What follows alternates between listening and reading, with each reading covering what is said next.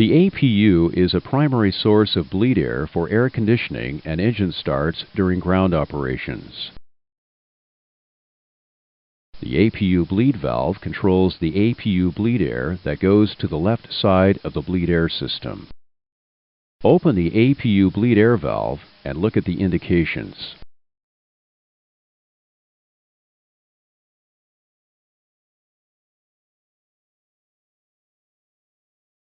When the APU is on and the bleed air valve is open, bleed air from the APU goes to the bleed air system and the duct pressure increases. Bleed air is now available for air conditioning and engine starting.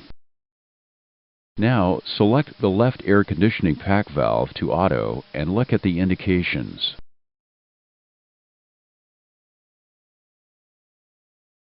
Before you select the right pack to auto, select the isolation valve to open. Now, select the right pack to auto. The APU now supplies bleed air to the bleed air system and the air conditioning packs. During flight or on the ground, the engines can supply the bleed air system with bleed air. The engine's compressors supply bleed air to the bleed air system. The engine bleed air valve controls the bleed air that enters the bleed air system. If the switch for the engine bleed is open, the engine bleed air pressure opens the valve.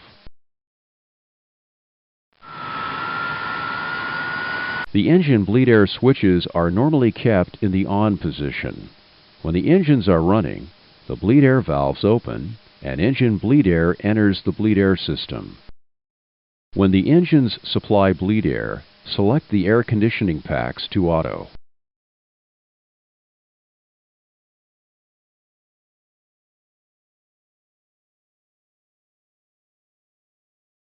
When the left engine valve switch is on and the APU bleed valve is open, the dual bleed light illuminates. The dual bleed light shows that it is possible to back pressure the APU with engine bleed air.